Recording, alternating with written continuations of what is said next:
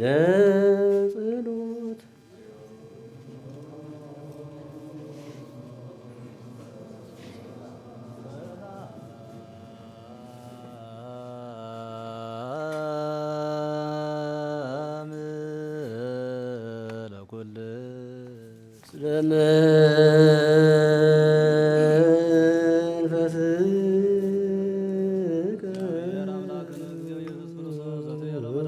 ቅዱሳን ወላዋርያት የቅዱሳን እስመ ብዙኃን ነቢያት ወጻድቃን ፈተው ይራዩ አንትሙ ዘትሬዩ ወይርዩ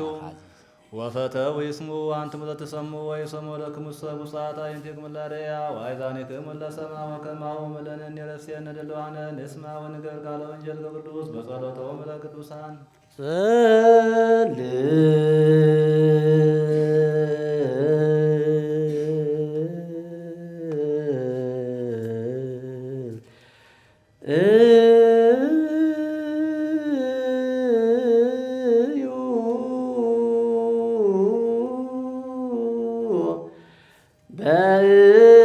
በእንተ ወንጌል ቅዱስ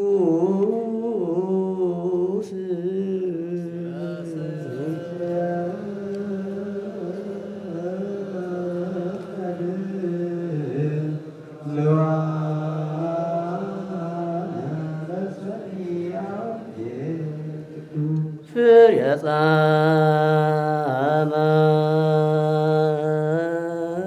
ጻማከ ተስየሰየ ብፁዕ አንተ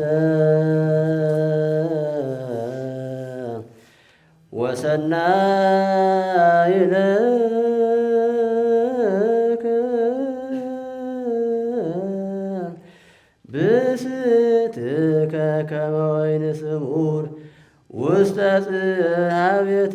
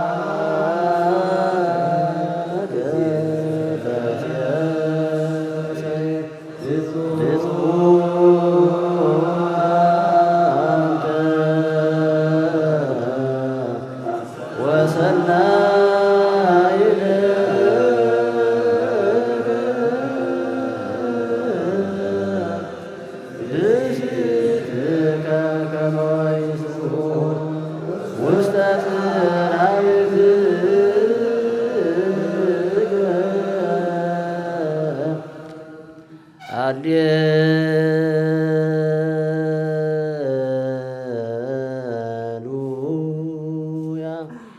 ቁሙ አጽምዑ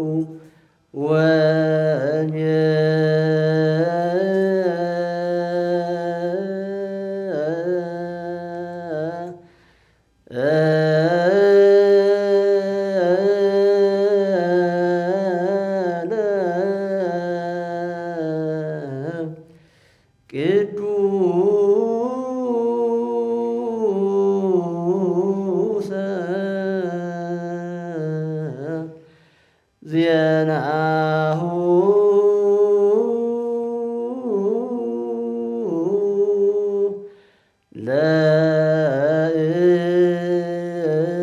ለእግዚእነ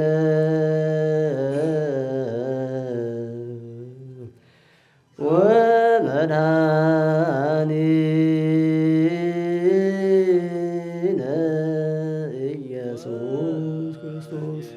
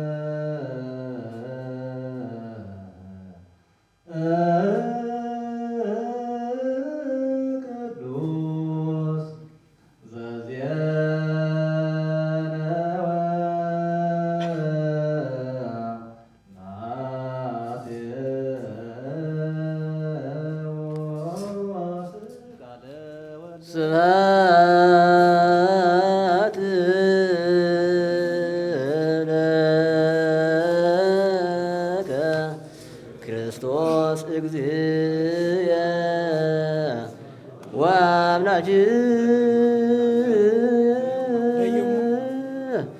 ኩሎ ጊዜ ወንጌል ምዕራፍ 25 ቁጽሪ 14 መገሻ ከም ዝደለየ ሰብ እሞ ንገሊኡ ጸዊዑ ገንዘቡ ዝሃቦ እዩ ንነፍሲ ወከፎም ከከም ዓቕሞም ንሓደ 5 መክሊት ንሓደ 2 መክሊት ሳልሳይ ድማ ሓደ ሂብዎም ገሸ እቲ 5 መክሊት ዝወሰደ በአኡ ከይዱ ብኡኡ ነገደ 5 ካልእ መክሊት ድማ ወሰኸ እቲ በዓል 2 ከዓ ከምኡ 2 ካልእ ረብሓ እቲ ሓደ ዝወሰደ ግና ከይዱ ምድሪ ኹዒቱ ወርቂ ጎይታኡ ሓቢኡ ድሕሪ ብዙሕ ዘመን ከዓ ጎይታ እቶም ባሮት መጸ ምሳቶም ውን ተጸባጸበ እቲ 5 መክሊት ዝወሰደ ካልእ 5 መክሊት አምጺኡ ጎይታ 5 መክሊት ሂብካኒ እንሆ ካልእ 5 መክሊት ረባሕኹ እናበለ ቀረበ እቲ ጎይታ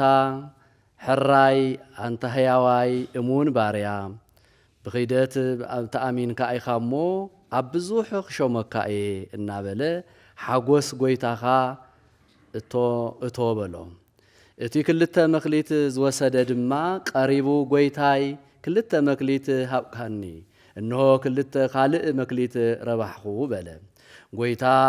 ከዓ ሕራይ ኣተህያው እሙን ባርያ ብኺደት ተኣሚንካ ኢኻ እሞ ኣብ ብዙሕ ክሸመካ እየ እናበለ ሓጎስ ጎይታኻ እቶ ሰማይን ምድርን ይሓልፍ ቃለይ ግን ይሓልፍን በለ ጎይታ ኢየሱስ ክርስቶስ እንደቀ መዛሙርቱ ካብዚ ብምቕጻል ሪፖርት ክቐርበልና እዩ ብክቡር ሊቀ ስልጣናት ገብረስላሴ ሕሸ ናይ ሃገረ ስብከትና ዋና ስራሕ መካየዲ ሓፂር ሪፖርት ክቐርበልና እዩ ክቡር ሊቀ ስልጣናት ላብ መድረኽ ተቐበሉለይ ኣብ በጀት ዘመን 2017 ዓመተ ምህረት ብናይ ትግራይ ርእሰ ከተማ መቐለ ሃገረ ስብከት ቤት ጽሕፈት ዝተሰርሑ ስራሕቲ ብዝምልከት ዝቐረበ ሓፂር ሪፖርት ያው ብመቐለ ሃገረ ስብከት ትበሃል ዘሎ ምስ ገዳማትን ኣድባራትን ተሰርሐ ስራሕቲ ማለት እዩ ከም ዝፍለጥ ሃገረ ስብከትና ቤት ጽሕፈት ኣብ ትሕቲ መንበረ ሰላማ ከሳቴ ብርሃን ላዕለዋይ ቤተ ክህነት ኦርቶዶክስ ተዋህዶ ቤተክርስቲያን ትግራይ ካብ ዝመሓደራ ኣህጉረ ስብከት ሓደ ኮይኑ ኣብ ትሕቲኡ ድማ 2 ወረዳ ቤተ ክህነት 50 ገዳማትን ኣድባራትን ኣብያተ ክርስቲያናት ዝሓዘ ብርእሰ ባህታውያን ናይ ጸሎት ትሩፋት ኣብነት መርአያን ዝኾኑ ኣረጋዊ የቦና ብፁዕ ኣቡነ ኢሳያስ ናይ ትግራይ መቐለ ሃገረ ስብከት ሊቀ ጳጳስ ኣባል ቅዱስ ሲኖዶስ ትግራይ እናተመርሐ ኣብ 2017 በጀት ዘመን ካብ ዝሰርሖም ብዙሓት ስራሕቲ ንኣብነት ንምጥቃስ ዝቐረበ ሓፂር ሪፖርት ከም ዝስዕብ ይኸውን ኩላትና ከም እንፈልጦ ሃገረ ስብከትና ኣብ ናይ ትግራይ ዋና ከተማ መቐለ ሃገረ ስብከት ከም ዝርከብ ምዃኑ ብዙሕ ነባራይ ህዝበ ክርስቲያን ዘለዎ ከምኡ እውን ናይ መላእ ትግራይ ሊቃውንቲ ቤተ ክርስቲያን ዝሓዘ ሰፊሕ ሃገረ ስብከት ስለ ዝኾነ ድልየት ተገልገልቲ ንምርዋይ ኣብ በጀት ዘመኑ ብተተሓዘ እቅድ መሰረት ንጹር ናይ ስራሕ መርሃ ግብሪ ብምውፃእ ማለት እውን ጥርዓን ሰብ ጉዳይ ዝስምዐሉ ክፍለ ግዜ ከምኡ እውን ካብ ወረዳታት ኣጥቢያ ቤተ ክርስቲያናት ብሓፈሻ ካብ መንግስትን ዘይመንግስታውያትን ቤት ጽሕፈት ዝመፁ ጉዳያት ብምጽናዕን ብምክትታልን ውሳኔ ዘድልዮም ጉዳያት ውሳነ ብምሃብ ብዙሓት ስራሕቲ ተሰሪሖም እዮም ብምምሕዳር መዳይ ዝተሰርሑ ስራሕቲ ኣብ በጀት ዘመኑ ብመግለፂ ዝቐረቡን ከምኡ እውን ኣታውን ወፃእን ደብዳቤታት ሓዊሱ ብሓፈሻ ድምር 802 ጉዳያት ተስተናጊዱ እዩ ብተወሳኺ ኣብ 205 ሰብ ጉዳይ ዝቐረበ ናይ ቃል ጥርዓን ብምርዳእ ተፈትሑ እዩ ኣብ በጀት ዘመኑ ጉዳይ ቤተ ክርስቲያን ኣከባብራ በዓላትናን ብዝምልከት ጉዳይ ምስ ናይ ቤት ትምህርቲ ሰንበት ሊቃነ መናብርት ከምኡ እውን መናእሰይ ተረከብቲ ዓድን ቤተ ክርስቲያን ዝኾኑ መናእሰይ ደቅና ተደጋጋሚ ኣኼባ ተኻይዱ እዩ ብትሸርት ምኽንያት ዝፍጠር ዝነበረ በእስ ንምትራፍ ሕዚ እውን ተደጋጋሚ ምርድዳእ እናገበርና እንርከብ ኣብ በጀት ዘመኑ መብዛሕትኦም ጉዳያት ብምርዳእ ተወሰኑ ጉዳያት ድማ ውሳነ ብምሃብ ዝተፈትሑ ናብ 2018 በጀት ዘመን ዝዘሩ 2 መዛግብቲ ጥራሕ እዮም። ኣብዚ ክንገልጾ ዝንደሊ ከም ሃገረ ስብከቱ እዙይ ዝበሃል ኣፈላላይ የለን መንበረ ሰላማ ካብ ዝተቋቋመሉ ግዜ ጀሚሩ ሕጋዊ ዝኾነ ሓደ መዝገብ ላብ መንበረ ሰላማ ብይግብአኒ ዝቐረበ ነይሩ። እቲ ይግብአኒ ዝቐረበ እውን መንበረ ሰላማ ሃገረ ስብከቱን ሰበካ ጉባኤን ዝወሰነ ውሳነ ሓቂ እዩ ኢሉ ኣፅዲቑሉ ይኽዎ ማለት ብዙሕ ተመላላሲ ነገር ከም ዘሎ ይፍለጥ እዩ። እቲ ካልእ ዝመላለስ ዝነበረ ጉዳይ ደሞ ደረጅኡ ዘይሓለወን ሕጋውነት ዘይብሉን ብማለት ዝመለሶ እትኸውን ኣብዚ ዘሎ ግዜ ግን ያው 2 መዛግብት እዮም ላውዙ ዓመተ ምህረት ሓሊፎም ናይ ሃገረ ስብከትና ትሕዝቶ ኣብ ዝኾነ 721 ካሬ ሜትር ስፍሓት መሬት 56 ገዛውቲ ሓደ ውልቀ ሰብ ንወርሒ ብር 12,000 ሒሳብ ን12 ዓመት ተኻርዮም ወፀኒሖም ናይ ክራይ ውዕልኩም ስለ ዝተወድአ እቲ ገዛ ብጨረታ ክነካርዮ ስለ ዝደለና ገዛና ረኩና ተባሂሎም ፈቃደኛ ስለ ዘይኹኑ ባዕሎም ጠበቃታት ገይሮም ንሃገረ ስብከትና ከሲሶም ሃገረ ስብከትና እውን እንተይፈተወ ተገዲዱ ጠበቃ ቆፂሩ ኣብ 2 ዓመት ኣብ ፍርዲ እናተኸራኸረ ፀኒሑ ድሕሪ ብዙሕ ድኻምን ፃዕርን ብናይ እግዚኣብሔር ሓይልን ብናይ ብፁዕ ኣቦና ኣቡነ ኢሳያስ ውሕልል ኣመራርሓን ጸሎቱን ኣብ በጀት ዘመኑ ቤት ፍርዲ ገዛ ንገዛ ኢሉ ወሲኑ ትሕዝቶ መሬትን ገዛውትን ምስ ተረከብና እውን ርእሰ ኣበው ባሕታውያን ዝኾኑ ብፁዕ ኣቦና ኣቡነ ኢሳያስ ገዛ ኢሎም ብዝሃቡ ኣመራርሓ መሰረት ካብ ደብረ መሓደር 2 ካብ ሃገረ ስብከትና 3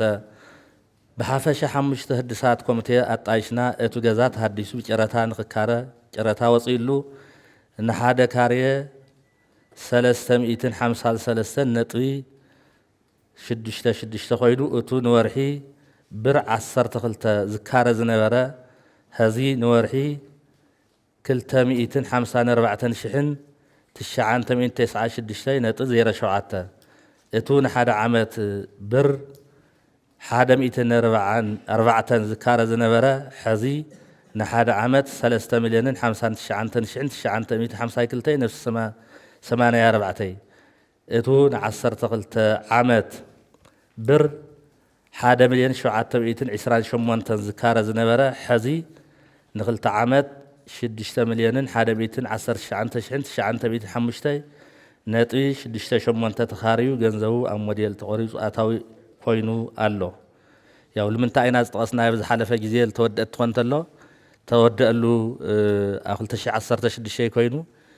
ህደሳት ተቋቒሙሉ ስርሑ ተወዲኡ ላብ ተግባር ዝወዓለ ግን 2017 ስለ ዝኾነ ኢና ናብዚ ሓሳብ ዘምፂና የኔና ማለት እዩ። ኣብ ስብከተ ወንጌል ተሰርሑ ስራሕቲ ብዝምልከት ኣብ ከተማና ከተማ መቐለ ዘለዋ 3 ናይ ዩኒቨርሲቲ ናይ መንግስቲ ዩኒቨርሲቲታት ማለት እውን ኣብ እዳ ኢየሱስ ኣብ ዓዲ ሓቂ ዓይደር ዘለው ተምሃሮ ካብ ባዕልቶም ስራሕ መራሕቲ ተመሪፆም ናይ ስብከተ ወንጌል ኣስተምህሮን ብሓፈሻ ኩሉ ዓይነት መንፈሳዊ ስራሕትን ብዝበፀለፀሊ ምስራሕ ኣብ በጀት ዘመኑ ብፁዕ ኣቦና ኣቡነ ኢሳያስ ብዝሃብዎ ኣመራርሓ መሰረት ብናይ ሃገረ ስብከትና ስብከተ ወንጌል ክፍሊ ዝምራሕ ዓብይ ኮሚቴን ንኡስ ኮሚቴን ብምቁቋም ኩሉ ግዜ ካብ 11 ሻብ ሓዘ ከምኡ እውን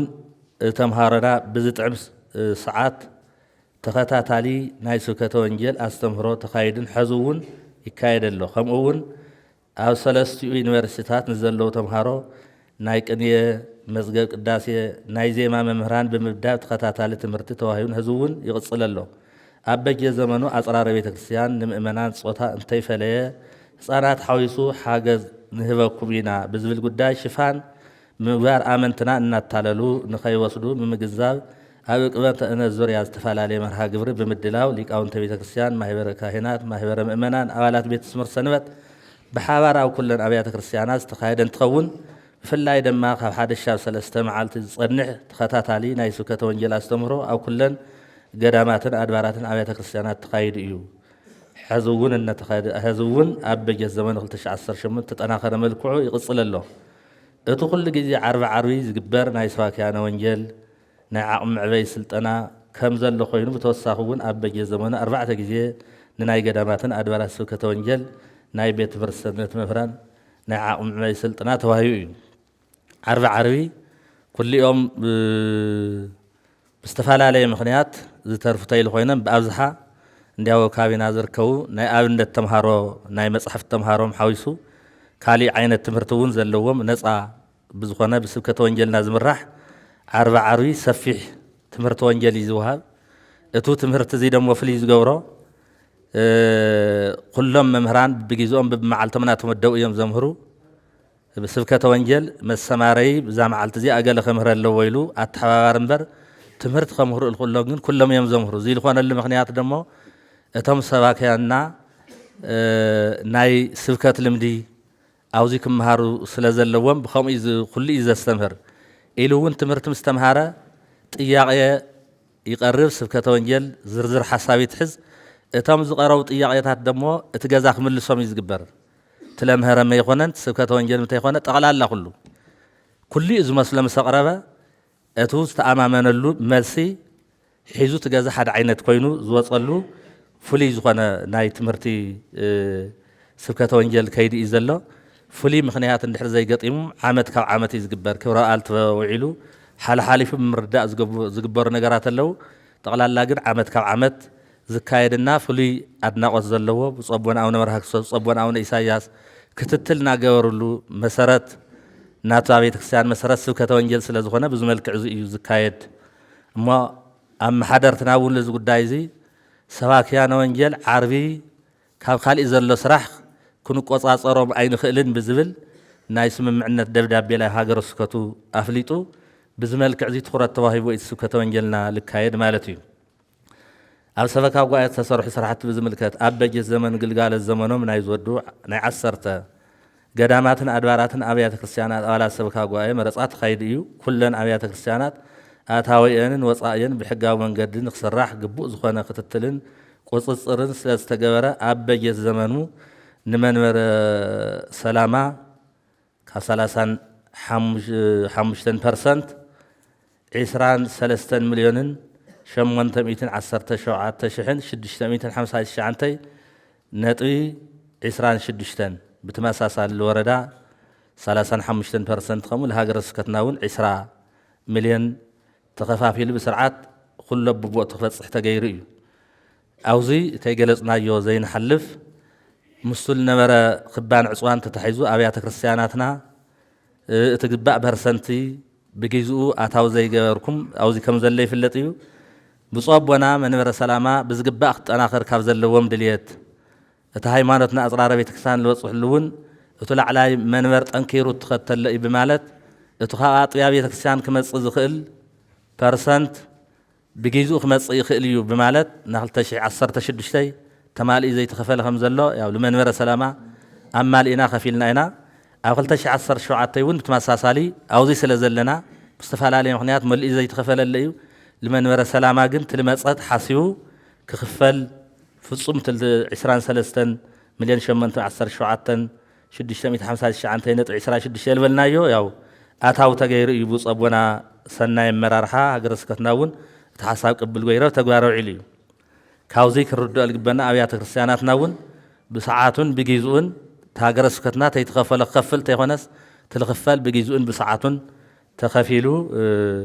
ክትሓዳደር ግን ኣባላት ሰበካ ጉባኤና ኣመሓደርትና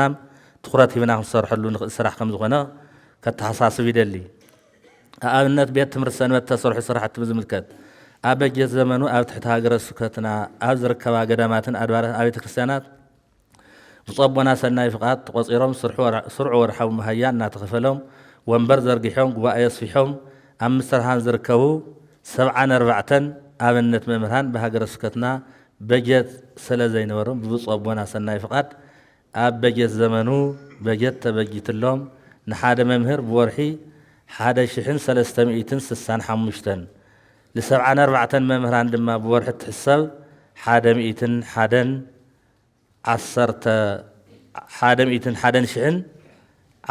ቅርሽን ይኸውን። ለዓመት 1,212,120 ተበጂቱ ኣብ ተግባር ውዒሉ እዩ። ناقوقا مسكر بيتا قوائي متناخري حدا مئتي شح هاقر سكتنا بجيتي يبلو زعامت زي دمو بصبونا بزها ومرارحة حدا مئتي توصيق له كلتا مئتي شح قلتا مئتي شح تواهيو اتو قوائينا نتخايد يركب أبجي مدمتو ناي حاوق أصال الزقاطمو من أي مكان السمايت قدش يوريش بيتا كريستيان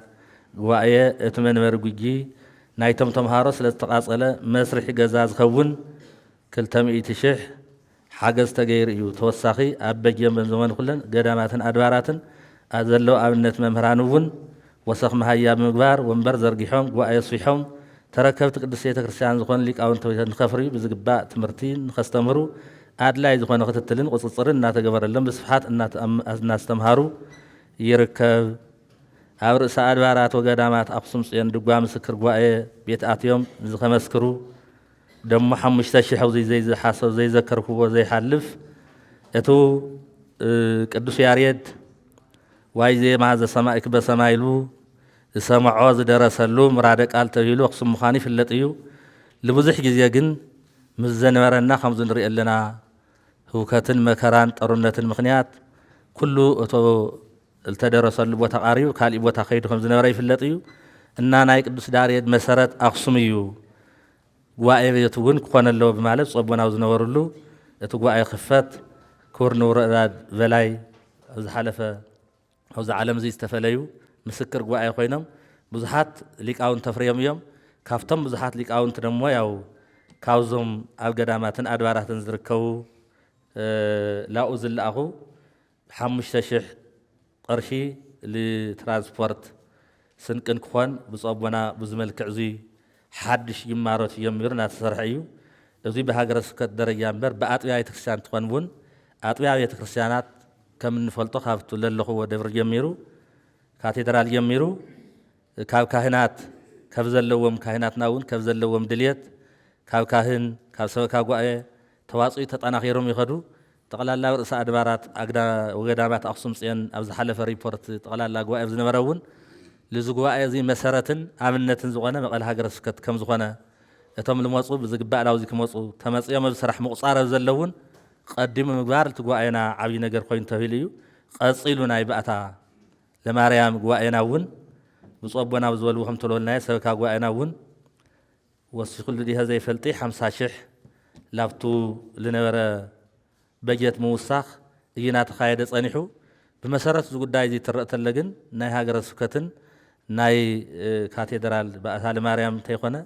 كلنا خريان كنحاسون زقباء خمس خونه جن ياو زي كتحساسو يدلي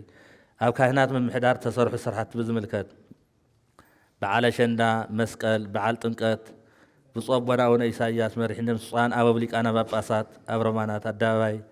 كاب مايدرس بهات لا قدوس ميكائيل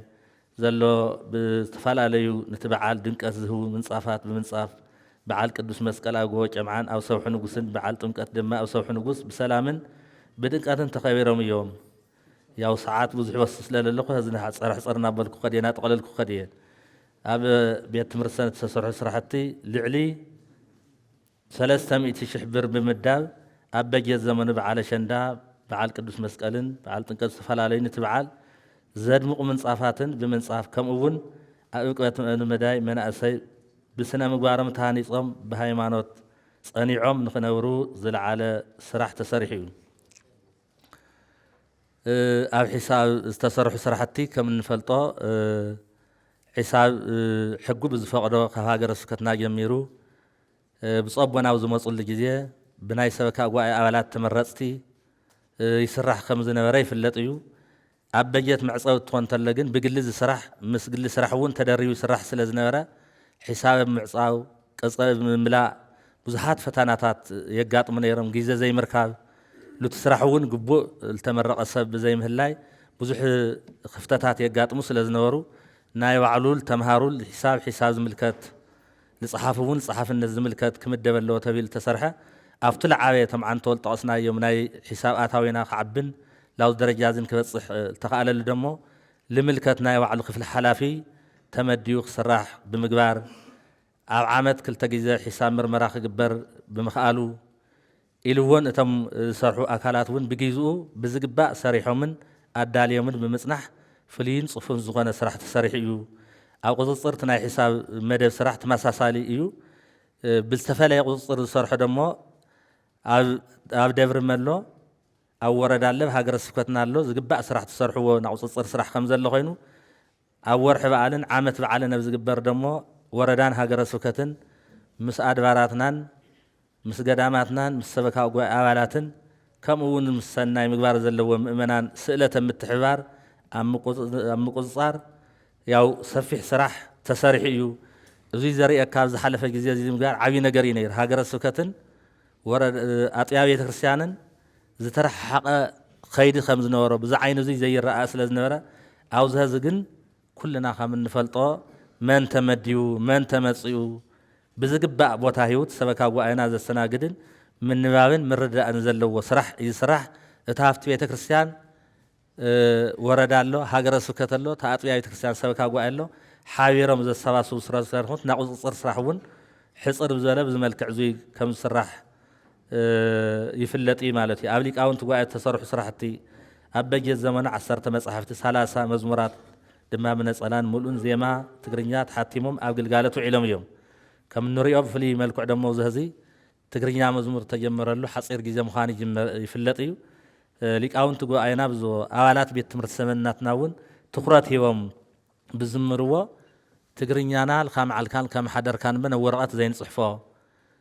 መዝሙር ዘይንዝምረሉ ኣብ ቅዳሴ እውን ዘይንዝክሮ ከም ዝነበረ ክሻብ ቀረባ ግዜ ይፍለጥ እዩ ኣብ ኩሉ ኣብዚ ሕዚ ግዜ ግን ልመዝሙር ልመቸወ ልቅዳሲኡ ልኩሉ ክኾን ከም ዝኽእል ዘረጋገፅናልና ሊቃውንቲ ጉባኤና እውን ትኩረት ሂቡ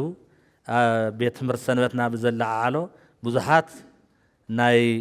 ትግርኛ መዝሙር ዘመርቲ ዝበዝሕሉ እዩ ብፍሉይ መልክዕ ደሞ ዝሓለፈ ግዜ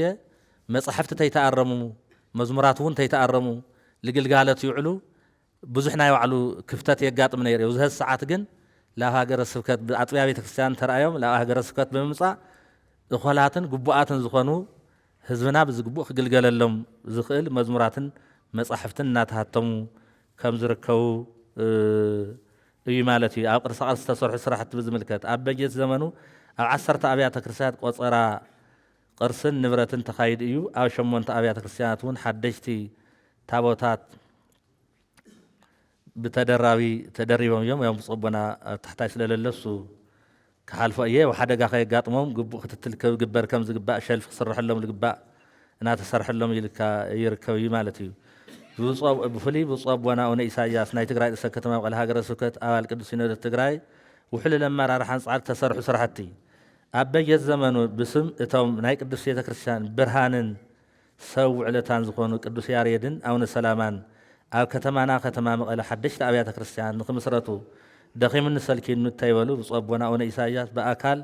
ላብ ዝምልከቶም ናይ ቤት ፅሕፈታት እናተመላለሱ ስለ ዝፀዓሩን ቅዱስ ያሬድ ኣቡነ ሰላማን ሓዊሱ ብሓፈሻ ኣብ በጀት ዘመኑ 10 ሓደሽቲ ኣብያተ ክርስቲያን ተተኺሎም ምእመናና ናብ ርሑቕ ቤተ ክርስቲያን እናተጓዓዙ ዝፅገሙ ዝነበሩ ሕዚ ግን ኣብ ቀረበኦም ኣብ ተተኸለሉ ሓደሽቲ ኣብያተ ክርስቲያናት ደሊልዎ እናገልገለን እናተገልገለ ስርዓተ ኣምልኮ እናፈፀመ ይርከብ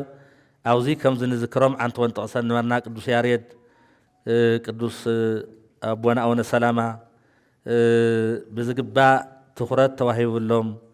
ልውዕለቶም ልኣቶም ዝምልከት ኣፍልጦ ዘይነበረሎም ሕዚ ግን ኣፍታ ዋና ከተማና ዝኾነት ቦትኡ እውን ብዝተመረፀ መልክዕ ትረአናዮ ንስራሕ ዘይሙቸ ዘመን እዩ ለለናዮ ሰዓት ንስራሕ ዘይሙቸ ምንባብ ዘይብሉ ምድማፅ ዘይብሉ ኩሉ ክሰርሕ እዩ ግን እግዚኣብሔር ኣብ ኩሉ ስለ ዝሰርሕ ኣብ ኩሉ ግዜ ኣብ ፀልማት እውን ሰበብ ዝበርሀሉ እውን ኣብ ፀልመተሉ እውን ስለ ዝሰርሕ ትዕንቅፋት መሰናክል ለኣና እምበር ንእግዚኣብሔር ክዕንቅፍ ስለ ዘይከኣለ ኣብየትም ግዜ ሰሪሕናዮም ዘይንፈልጥ እዞም ሕዚ ዝጠቐስናዮም ኣብያተ ክርስቲያናት ተሰሪሖም ምእመናና ፍሉይ ናይ ግልጋሎት ዕግበት ዝረኸብሉ ስለ ዝኾነ እግዚኣብሔር ነመስግን ብፁዕ ኣቦና እውን ልዕል ዝበለ ምስጋና ኣለና ብፅና ሓዲሩ ሰርሕዎ ስራሕ ስለ ዝኾነ ኣብ ትሕቲ ሃገረ ስብከትና ኣብ ዝርከባ ገዳማትን ኣብያተ ክርስቲያናትን ብፁዕ ኣቦና ኣቡነ ኢሳያስ ኣብ ዓመታውን ወርሓዊ በዓላት ካብ ሰዓት 12 ምሸት ጀሚሩ ንህዝበ ክርስቲያኖም እናባረኹ ብቅዳሴን ብማዕጠንትን ከምኡ እውን ስርዓተ ተክሊል ኣብ ዝፍጽሙ ዲያቆናትን ምእመናትን ብተወሳኺ ኣብ ስርዓተ ቀብሪ እናተረኸቡ ንህዝቦም ግቡእ ዝኾነ ግልጋሎት ሂቦም እዮም። ከምዚ ኢልና ብፀቦና እስኻትኩም እኳ ትፈልጡ ኢኹም ግን ብዙሕ ከምዚ ገይሮም ኣብ ኣገልግሎት የገልግል እዮም ትብል ተለዉ ንምንታይ እዩ ከምዚ ዝበለ ውዳሴ ከንቱ ዝመስሎ እቲ ጉዳይ እውን ሓቂ ዘይመስሎ ብዙሕ ሰብ ኣሎ ማለት ኣብዚ ግዜ እዚ ተደማፅነት ትረኽበሉ ሓቂ ናብ ሓሰት ለዊጡ ዝናገር ሰብ እንድሕር ኣልዩ ተሰማዕነቱ ብጣዕሚ ዝለዓለ እዩ። ሓቂ ከም ሓቂ ትርከብ ተለ ግን ኣብዚ ሕዚ ዘለኻዮ ሓቂ ትናገር ተለኻ ብጣዕሚ ዝኸብድ ልምንታይ እውን እቲ ሕማቕ ዝናገር ልምንታይ ይበሃል ፅቡቕ ዝናገር ግን ብዙሕ ማዕቀብ ይበፅሖ። ክቡር ሊቀ ሊቃውንት ያሬድ ካሳ ኣብ ዝሓለፈ መንፈሳዊ ኮሌጅ ናብ ዘዳለዮ ጳጉሜን ሓደ መዓልቲ ኣብ ዝናገርሉ ኣብ ዝተናገርዎ ሓሳብ ልምንታይ ከምዚ ዓይነት ትናገር ኢሎምኒ ግን ሓቂ ስለ ዝኾነ ሻብ ናይ ህይወት መጨረሻ ስና መስኮርክ እዩ ዝሓልፍ ኢሎም ማለት ፅቡቕ ተናጊርኩም ዝኽበሉ ልቶም ብዙሕ ነገር ዝፈልጡ ብዙሕ ነገር እውን ዘስተምሩ ብዙሕ ምስትውዓል ዘለዎም ብዙሕ ኣገልጊሎም ህዚ እውን ጉያ ይወዲአ እየ ናብ እግዚኣብሔር ላብልብል እውን ሓቂ ልምንታይ ትናገሩ ኢሉ ዘሰናኽል ኣክል ከም ዝሃሊ ሓቂ ልምንታይ ተነገረ ዝብል ምህላይ ከም ዘሎ ግን እዙይ ክርድኦ ኩልና ግን ንፈልጦ እዩ። ኣብዚ ዘሎ ሰብ ምፍላጥ ጥራሕ ዘይኮነስ እዚ ጉዳይ እዚ ዝደንቆን ናልብፁ ኣባታችን እዚ ጉዳይ እዚ ተናጊርና ዝጠቕሞም ዝረሖም ከም ዘየለ ንፈልጥ ኢና። ምሸት መፅኦም እንዲያው ፍቕሪ ማህሌት ኣስረጋጭ ፀብ ዝግበረሉ ኣብ ዝዕጠነሉ ዓጢኖም ኣብ ዝባረኸሉ እውን ባሪኾም መርአያን ምሳሌን ከም ዝኾንና ግን ሓቂ ኢና እሞ ፅቡቕ ነገር መርአያነት ለይተገለፀ እምብል ብፀቦና ሰሪሖም ወስለ ዝኾኑ ንሕና ካብ ተናገርና ተይልኾነስ ትልድኸም ወድኻም ዋጋ ከም ዘውክቦም ይፍለጥ እዩ። ናይና ምንጋር የድልየ ለእግዚኣብሔር ንሕና ክንውስኸሉ ንሕና ክንነግሮ ልዕሊኡ ተረዲእና ኣይኮነን ንሕና ግን ክንርድኦን ክንፈልጦን ሓቂ ስለ ዝኾነ ሪፖርት ሓቂ ዘየቕርብና እንታይ ክነቕርብ ካብ ዝብል ሓሳብ ንናገሮም እዮም። እንዲያው ሰርከት እትኾን ተሎ ክሻዕ 10 ሰዓት ብዘሎ ብዘገርም ኩር ልሳነ ሊቃውንት ብገርም ተልዒልካ ኣብዚ ኩሎም ዘለዉ ግልጋሎት ብዝደንቕ ዝስርሑ ስለ ዝኾኑ እዮምና እዚ ሓቅታ እየ ልምንታይ እየ ኣብሪሆ ለርሑ ሓቅስ ኩልና ኢና ክንናገሮ ዝግብአና ኩልና እውን ክነንቆ ዝግብአና ኩልና እውን ምሳሌ ክንወስዶ እዩ ዝግብአና ዝኣርኣያ እዚስ ክንወስዶ ክንርድኦ ስለ ዘለ እምበር ንብፀቦናማ ኣይትበሎ ይተልዕሉ ኩሉ ግዜ ኣብ ዘልዕልናዮ ነገር ንምንታይ እዚ ሓሳብ እዚ ትናገሩ ከም ዝብሉና ንሕና ኢና ንፈልጥ እሞ ብዝኾነ ኮይኑ ናይ ኣቦና ኣገልግሎት ግን ዝመልክዕ እዙይ እዮም ዘገልግሉ። ኩልኩም ኣብዚኣ ዘለኹም ዲያቆናት መዓልቲ ሓፂር ስለ ዝኾነ ብፀቦና ዘይተረኸብሉ ወይ ገሸመው ዝነበሩሉ ተኮይኖም በይ በቦታትና ከም ዕድል ኮይኑ ርእሰ ከተማ ስለ ዝኾነ ቦታትና ብዘለዎ ስርዓተ ተክሊል ከም ዝፍፀም ይፍለጥ እዩ። ሓደ ግዜ ኣጋጣሚ ኣብ ልዕልተ ልኡላን ፅርሐ ኣርያም ስርዓተ ተክሊል ነይሩ ቀፂሉ እውን ዳግማዊት ኣብ ስም ጌቴሰማኒ ነይሩ ክልቲኦም ዲያቆናት እዮም እቶም ተክሊል ዝፍፅሙ ንምሳሌ ዝጠቅስ ስለለኹም ብዙሓት እዮም ከምኡ ዝኮንዎም ክልቲኦም ደቀይ ክርከብ ኢሎምሎም ትናይና ናይ ልዕልተ ልኡላን ብዝቐደመ ለይቲ ወዲእና ከይድናዮ እሱ እውን ወዲኦም ከይዶም ትናይ ዓዲ ሓውሲ ተክሊል ፈፂሞም ቅዳሴ ዓዲ ሕስዮም ክልተ ሰለስተ ክኾኑና ለይኽእሉ ነገር ተኮይኖም በይ ዝግልጋሎት ዘሎ ግን ሓቂ እዩ እዙይስ ክምስከር ዘለዎ እዩ ኩሊኦም ክመፁ ኣለዎም ተባሂሉ ዝርከብ እዩ። ከምኡ ቀብሪ ትርከብ ተለውን ክርከብ ኣይከኣልና ኢና ተባሃሉ ፀቦና ኢሳያስ ፀቦና ኣቡነ ዮሃንስ ሓዊሱ ኣብ ህዝቦም ትልዓበ ነገር እናተረኸቡ ክሰርሑ ከም ዘለዉ ዝፍለጥ እዩ። እሞዚ ዕድልና እዩ ዕድል እዩ ትመርአያን ትምሳሌነትን ድሕር ወሲድናየስ ለኣና ዓብዪ ነገር ከም ዝኾነ ክንረድእ ስለ ዝደለኹ እየ። ናይ 12 ሓደሽቲ ነባራትን ኣብያተ ክርስቲያናት ታወት ህጎም ቅዳሴ ቤቱን ክኽበር ተገይሮም እዮም። ኣብ 3 ኣብያተ ክርስቲያናት እምነ ኩርናዕ ተቐሚጡ እዩ። ንጉሰ ጽዮን ሃፀይ ዮሃንስ ንቅድስ ቤተ ክርስቲያንን ንዓደሙን ዝኸፈልዎ መስዋዕትነት መሰረት ብምግባር ኣብ በጀት ዘመኑ ናይ ክብሪ ሰማዕትነት ንኽወሃቦም ናብ መንበረ ሰላማ ደብዳቤን ዝተፈላለዩ መረዳእታትን ተለኣኹም መንበረ ሰላማ ድማ ናይ ንጉሰ ጽዮን ሰማዕትነት ኣጽዲቑ ከም ዝልእኸና ሰብ ሙሉእ ተስፋ ኮይንና ልኢኽና የለና ሊቃውንቲ ኩሎም ኣብዚ ተኣኪብና ምንፈልጦም ንምንታይ እዩ ንጉሰ ጽዮን ሃፀይ ዮሃንስ ሃወልቲ ተፍቲለ ይሰርሕ ንብል ኢና ግን ንሕና ክንገብሮ ዝግብአና ቤተ ክርስቲያን ከ ንምንታይ ዘይሰራሕናዮ ብዝብል ናይ ብዙሓት ኣቦና ሓሳብ እዩ ነይሩ። ፀቦና ኣቡነ ዮሃንስ ቀዳማውን ዝብልዎ ዝሓስብዎ ዝነበረ እዩ። ሕዚ እውን እዚ ጉዳይ እዚ ክኸደሎ ኢልና ንኸድ ኢና ግን ኣብ ምንቅስቓሶም መንበረ ሰላማ ብዙሕ ግዜ ከይደ ኣሎ ኩልና ግን ኢልና ነርና እዚ ጉዳይ እዚ ይፈፀም ግን ኩልና ክንብል ኢና ዘለና ንምንታይ ሰብ ዘይሰርሐ ተይኮናስ ንሕና ከ ንምንታይ ዘይንሰርሕ ناتم أبونا فلطون لقباء خبرن كرخو لمن تاي زي صعر للجن ناي كلنا مختتال في اللاي دبر جنة مدهاني عالم ساجر سكتنا خالتنا لجن كم تناقوا أي حساب لولكو ناخذ لنا أمبر ناخذ تنسلسن زبها له صراحة تسلزي له ناخذ لنا بركة صجان تم أبونا لبيتك السيانم كسادم زتقرط ولا كان قدس يوحنس متمقي زي لابو زحنا جر أين الناس أصرين الصوم تم أبونا صادق مخانون آميننا آية بصحة كما يخوانا يفصم للنجار جن خنا بولينا بصابون أو إسايا بصابون أو يوحنس بصاونا رجعون بصاونا نتنقل بزلوا وحيروا على قدسنا نعمر تفتو بعلم ترخينا خم تقايدي وزيد مو بصابون أو يوحنس وزنوروا حبرنا كل ملك أو أنتي جبأ يلبلوا حصاوي تصرح لله مالتي أبجى زمنه بصلنا طمن عسرت حمشته أبوتاتكم سنة لغلتميتن عسرتن قسنا حمسة دما دي كنا تواريخهم يبص أبونا أوزي تيتقسك وزحلف ياو تأكيوم بسرعات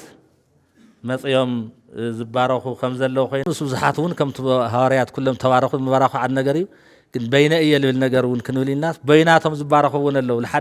لحد سووني لهم لحد سو دي كنا لحد سوون قسنا زوا معلت بزح زي إننا لهوتهم زهوا خبري من ميلن تلا سوجن أخيرا من عبينا يرم هستمع لحد سب مصيو كون حدا رحيز مصيص كرسنا نيات النموت آخر الناس كم زي أخبر يلود تمال بقى تازقل تواريخ يلو على سلسلة أربعة تمال تدري يوم باري خمس أربعة كن وا لمن تاي خمس غير كخرسنا نيات نص ساعة زي مهزدي خالد كاخوين خايليو أبوتات بان يوم خمس أكبر يلو وا هزدر يوم أبوتات كاس سخارين وريلنا يقدقن ياو كدكم من كم زخيلي نال حدث ناس بدليت لمن ملأ لله نايس فقاد لمن ملأ لله وزيك بهالي خلي أنا كنجورس لليل كنا نقوون سلازق بقى مالتي ياو كم زي يما تم بعض حال بارخ خمسة الله خيس حدا خلت خينام زبارخ ونسبات هات اللهم مال زيهم كرمي هيزهم جن بس أبونا إذا حصل زي كم صرحوا كن جنزا ولا من كرد الله ميزله فلا يوزي أول لهم لونك دي كنا لا حسكا قصنا حسكا نبقى للحساك تفصم زي تقول لجن زوجني أرآن زوجني مسالين مصادن قديتها سلازخون أنا أسميرنا خنقل صندل لنا مالتي فصابنا أو نيساياس مرحنتنا هاجر سكتنا نعلوت هاجر سرحتنياتات ناي خلتي أوردا بيتكنت لعلوت حالفتن سرحتنياتات ناي قداماتن أدواراتن آية كريستيانات أم حضرت ليك أو أنت كم أون ما هي بركاينات ما هي من بيت مرس بحوار بمخان بعال تنساين بعال لدتن قدس يوحنس مخنيات مقار كاب خلتشحن عسر السلستن يمير الشاحزي نمعلو زقباء ناي مقبي أقروت استفال علي منفسا وقدايات بمدلاو كل جيزة تفاناقلت وقدنا أوزر كول معقوب وتاتات اتهم بعالات إنها تخبر يركو كلهم بمديات رئي وحقي تنسايا حادير كال اللدخام كلنا نردينا بصابنا جن أوزي قاشاون تقبلهم إن ياو توزيل الليل أو جزء المسجد نجروا تبهلو كل ينجزيه كابز خبرنا أنا لو على يمير تمسك اللي خلاص أكو أصحاب كنول يا لا لهن كرينا له النجاري لسقف الدخام كلنا نفلت الدخام سلا لا بصابنا جن ياو تمنفساوي الناس زل أي دخمامي ساعتهم قال زل العالم أو قرنا مكرنا هاللين إحنا بمالت كم زخدوا كلهم تفلتوا أخم لزيون بمؤمنان ونزجبر بيت كريستيان ونزجبر عفتنا بصابنا أمرار حزل لي مؤمنان سنوات مرتيت كهنات كلنا نجورا بصابنا الجورا ونابزي تقلال لنا مقلن قداماتنا أدباراتنا يو بقى مقلل لهم مؤمنان قدامات كهنات الجبرون نايب صابون أي حدا أكالين هم تعنتو تخور مجاي مستيرنا نورمو زي مسرت غيرهم لذهزي ببركة مكال كل جيزة خمس علو كلنا مسكرن أمنتنينا مالتي في الله دما مسناها جرسكتنا ورداية تكنا ناي قدام أدبارات أما حضرتي بحوار مخان من تعدوا من هزوا من يلوم بيجن الناس فلالي موجوداتي نزلصهم جيجانونا ون أهو سبتاراتن أبزل لو أكال إن ناخد بأكال ناخد بمراخن أيهم جيجاني أخم أهلنا هذا تقرأ هياو تاريخ لكم ظاهرون من قصة سمات كورس صراحكم صريحكم زنبر جيجن النتيو صراحكم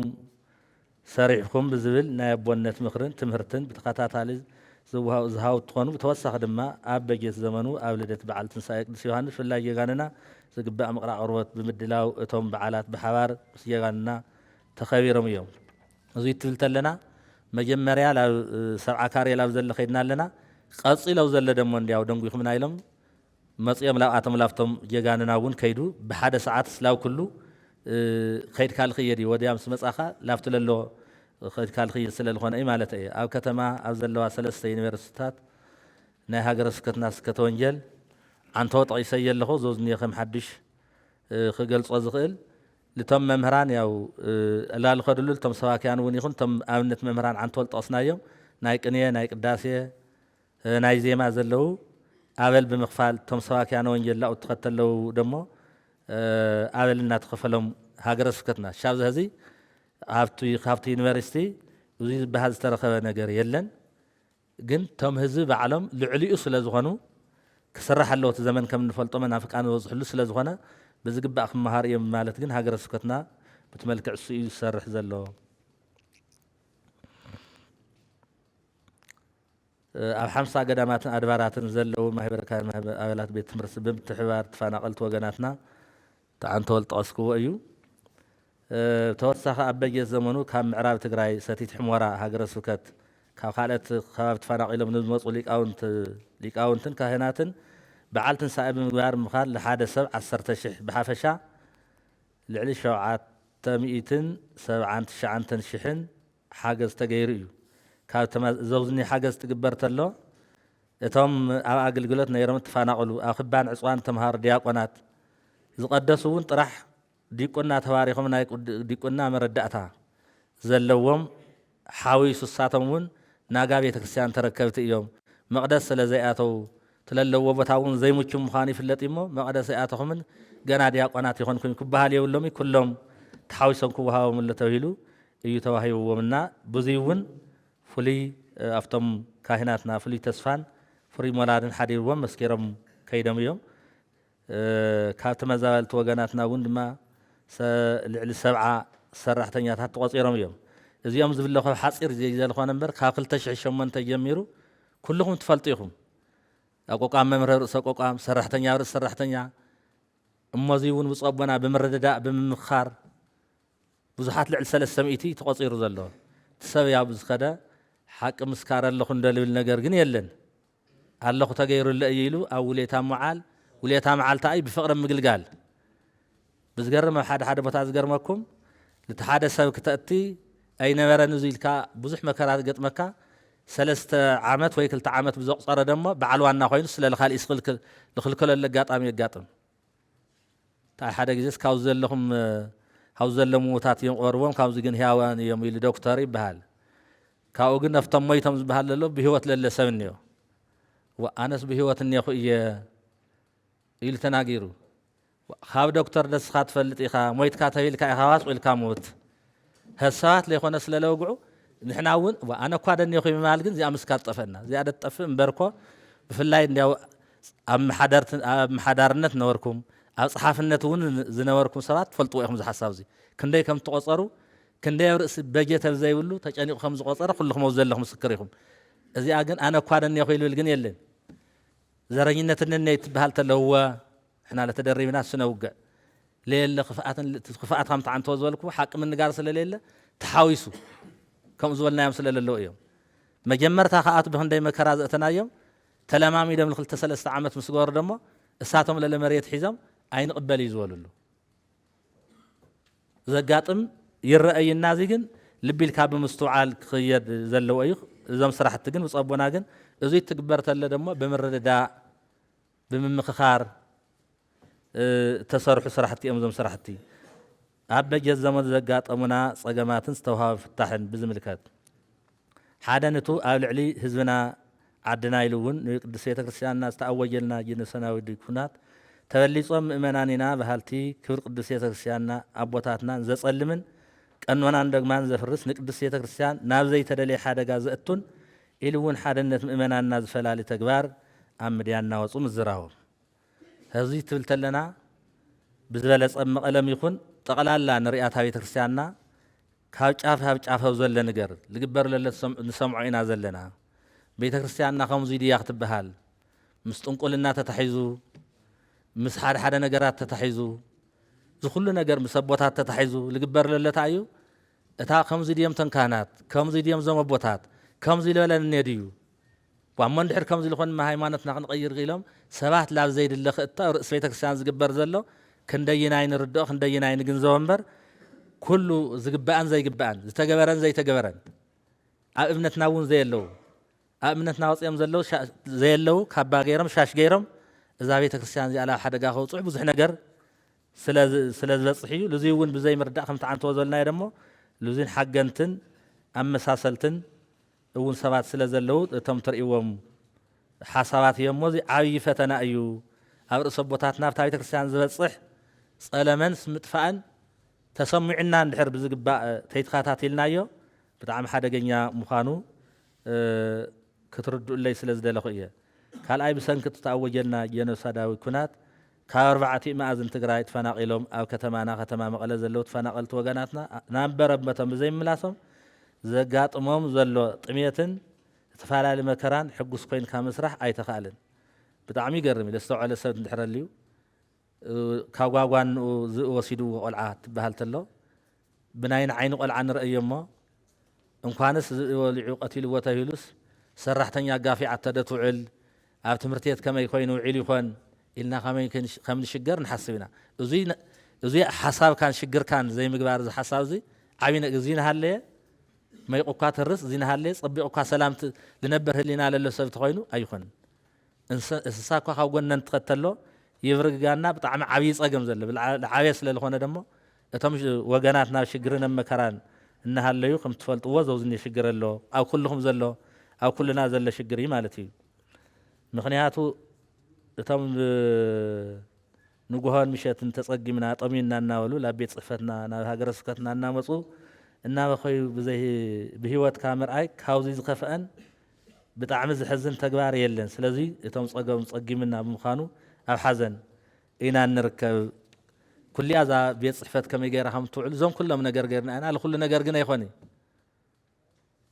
ማለት ኩሉ ሰብ ተለጊንካ ትገብሮ ኢለ ኣሎ ብፍላይ ለድባራት ልሰብካ ጓኢለ ስለለለኹም ኩልዮም ኣኪብና ኣቲናዮም ስራሕ ተንኾን ደስቶ ይንኽእለን ግን እቲ ለለ በጀት እውን ስለ ዝርአ ኢሉ ተለለ ካህን እውን ኣብ ትሕቲ መነባብሮ ስለለሎ ብዚ ልመፀ ምክንያት እውን ብዙሕ ለለ ሽግር ብምርኣይ ዋ ተረጋጊዕካ ምዃን ብስሩለ ይኹን ተልበሃለ ለይኣክል ምዃን ብምርኣይ በይዛኹም ግዜ ሞረኢ ትበሃል ተለዉ ያው ብዙሕ እሳቶም ለበኺዮም ብፀቦና በኺዮም ኩልና እውን በኺና ኢና ንፈላለ ዘለናና እዙይ ብጣዕሚ ከቢድ ሙሉእ ጸሎትን ሰላምን ክመፅእ ጸሎት ዘድልዮ ምክንያት ከም ዝኾነ እዚ ግን ዓብዪ ጉዳይ እዩ ላብ ሰበካ ጉባኤዮም ዝመፅኹም መሓደር ትልኢኹም ብፍላይ ግን ላብ ሃገረ ስብከት ስለ ዝመፅእ ኩሉ ሸጊሩኒ ዘለወለ እውን ይብል ደኾነ ኣብዚ ዘይጠቐስኮ ዘይዓልፍ ኣብዛ ካብታ ለበለት ዘብር ላብዛ ዓበይት ደብር ናማረፀ ዝነብር እውን ዓብዪ ነገር እዩ ኣብቲ ለለኽዎ ደብረ ዕብየ ከይብል እውን ከምቲ ልበሃል እንኡል ሞተቶን እንኡል ማይ ልኸደትሲ ሓቢሮም ክልቲኦም የኹ ልበሃል ነገር ኣሎ ኣብ ልሕሸ እውን ካብታ ልዓቤት ላብ ልዓቤት እናበለ ቢሮ ዘፃብብ ነገር ዘጠፋፍእ ስም ዘጥፍእ እውን መሊኡ ናይ ካልእ ጉዳይ ኮይኑ ግን ተተፀጊም ሓቀኛ ዝኾነ ዝነገረካ ግን ዝነገረካ ሰብ ግን የብክን ይሕዝንና ኣብዚ መከራ እዚ ከም ዘለና ኩለና ግን ምሕሳቡ ዓብዪ ነገር እዩ ሳልሳይ 4 ኣብያተ ክርስቲያናት እውን ገንዘብ ስለ ዝሓፀረን ክሳብ ሕዚ 4 ኣብያተ ክርስቲያን ተንዓንተዎ ዘለና ዘይከፈላና ወዲአን ተንዓንተዎ ተጠቐስኩ ኣለዋ ና2016 ኢለ ና2017 ኢለ ብደዳባዊ ናይ ደቡብ ወረዳ ቤተ ክህነት ዝነበሩ ሰራሕተኛታት እውን ምክንያት ብዘይተፈለጠ ቤት ፅሕፈት ዓፅዮም ማሂተም ሒዞም ተዋሃቦም ስራሕ ሓላፍነት ንጎኒ ገዲፎም ምስ ውልቀ ሰባት ዓሪኾም ቢሮ ዓፅዮም ስራሕቲ እቲ ወረዳ ብሰዓትን ብወቕቱን ንኸይስራሕ ብሓፈሻ ናይ ወረዳ ስራሕትን ኢሉ እውን እቲ ናይ 2016 ሒሳብ ተመርሚሩ ቅፅ ተመሊኡ ናብ መንበረ ሰላማ ብወቕቱ ብሰዓቱ ንኸይልኣኽ ዕንቅፋት ከም ዝኾነን መገዛ ፈቃዶም እቲ ስራሕ ከም ዝገደፍዎን ኣብ ዝሓለፈ ዘመን ያው ኣብቲ ዝሓለፈ ኣቕሪብና ኢና ነርና ሕዚ እውን ሪፖርትና ከም ዘቕረብና ይፍለጥ ይኹን እምበር እቶም ሰራሕተኛታትና ንሕና እቲ ዝገበርናዮ ኩሉ ጥሕሰት እዩ ተጋጊና ኢና ዋላ ናብ ስራሕ ኣይንመለስ ብዞም ኣረጋዊ ኣቦና ኣቡነ ኢሳያስ ክንምረቕን ክንባረኽን እዩ ዝግበአና እቲ ዝገበርናዮ ጌጋ ይቅርታ ይገበረና ኢሎም በዓል 9 ነጥቢ ዝሓዘ ናይ ይቅርታ መመልከቻ ፅሒፎም ናይ ይቅርታን ርህራሄ ሕዚ ንሕና ግን ባዕሉ ትሕተ ኣቢሉ ክሻብ ዘውርደና ልላዕሊ ዘንጊ ከም ዝወሓጠ ኮይንካ ደሪቕካ ምንባር ይረአ እዩ እቶም ዝተመለሱ ግን ናይ ሰላም መርአያ እዮም ብጣዕሚ እውን ዓበይቲ ሰባት እዮም እንዲያው ደጊምኩም ተተመስግንዎም ደስ ይብለኒ ንቐጻላይ ክሰርሑ ተተሓዙ ሓጺር ስልሚ ንጸገም ተበሊጾም ሃይማኖትና ዝሽርሽሩ ኣጽራረ ቤተ ክርስቲያን ግቡእ ሓለዋ ንምግባር ኣብ ዕቅበተ እምነት ዙርያ ዝለዓለ ናይ ምክልኻል ስራሕ ክንሰርሕ ኢና ካልኣይ ብሓፈሻ ሃገረ ስብከትና ብዝሓዙ ዓመታዊ እቅድ መሰረት ካብ ኣጥቢያ ቤተ ክርስቲያን ጀምር ሻብ ሃገረ ስብከት ማህበረ ካህናት ማህበረ ኣባላት ቤት ትምህርቲ ሰነድ ሕግን ቅዱስ ቤተ ክርስቲያን ብዝእዞ መሰረት ኣተሓባቢርና ሰላምን ፍቅርን ኣስፊና ዕግበት ተገልገልትና ብዘርዊ መልክዑ ዝበለጸ ብስብከተ ወንጌል ኩለ መዳያዊ ስራሕትን ሰሪሕና ምእመናና ሓሊና ኣታዊ ኣብ ቤተ ክርስቲያንና ብዝበለጸ ንኽዓቢ ጌርና ዓድና ሰላም ክኾነልና ሰብ ሙሉእ ተስፋ ኢና ካብኡ ዝበለጸ ደሞ ያው ተቋሪጹ ዝርከብ ህንፃና እዞም ተቋሪጾም ዘለው ያው ተንዲኖ ኣብቲ ቅድሚት ተንዲነ ኣለና እዩ ግን ሻብ ዝህዚ ከምቲ ንሪኦ ዓድና ተመሊሱ ስራሕ ዝሰርሐሉ ግዜ ይነበረን ተሰርሐ ዝፈርሰሉ እምበር ሓድሽ ስራሕ ስለለ ይነበረ ክሻብ ተጸቢዩ ብጸቦና ብዘወ መራርሓ ግን ኣብዚ ሓፂር ሰዓት እቶም ህንፃና ተቋሪጾም ዘለው ኢትዮጵያ ንግዲ ባንክ ተቃሪብዎ ዘሎ ገጠር መንገዲ ተኻሪቦምዎ ዘለው እዚ ዘሎ ካልኦት ተኻሪት እውን ዝሓዝ ዘለዎም ህዝቡ ንሓፂር ሰዓት ኩሉ ሰብ ሞያ ኣዳልዮምዎ ብጭረታ ናብ ስራሕ ከኣቲ ኣብዚ ሓፂር ሰዓት ክንሰርሖ ኢና ናብዚ ቦታ እዚ ብዙሕ ግዜ ተረኸ ታሪክ ስለ ዝኾነ ካብኡ ክትኸደ ይኽእል ኢና ካብቲ ለለዎ ከይድና ክሰርሕ ዓብዪ ነገር እዩ ዘለና ባሕረ ጥምቀት እውን ዝርያ ምላሹ ብጭረታ ተጫሪቱ ገንዘብ ከእቲ ብዝኽእል ልምዓት እውን ክስራሕ ሓድሽ ኮሚቴ ተቋቂሩ ኣብ ስራሕ ከም ዝርከብ እናገለጽኩ ሎሚ ብዝመልክዕ እዚ ኣቕሪብናዮ ኢና ቀደም ቅድሚ ጦርነት እውን ንሰርሖ ኢና ነርና ዝውድድር እዚ ሽልማት እዚ ይስራሕ እዩ ነይሩ ብጦርነት ምክንያት ብዝመፀ ተቋሪፁ ፀኒሑ ልመፅእ ዓመት ግን ጠቕሊልና ኩሎ ዘለ ኢና ኣቕሪብናየን እተን ኣብያተ ክርስቲያናት ልምዓተን እውን ከምዚ ንሕና ኣቕሪብናዮ ዘለና መንበረ ሰላማ ዝቐርብ ብኣህጉረ ስብከት ብኣጥቢያ ቤተ ክርስቲያን ግን እናባዕሉ ዘለዎ ክሰርሖ ስራሕቲ ክሰርሖ እውን ዝሓሰበ እቅድ እውን ኣማሊእና ዝቕፅል ዓመት ግን ብዝሰፍሐ ብዝደመቐ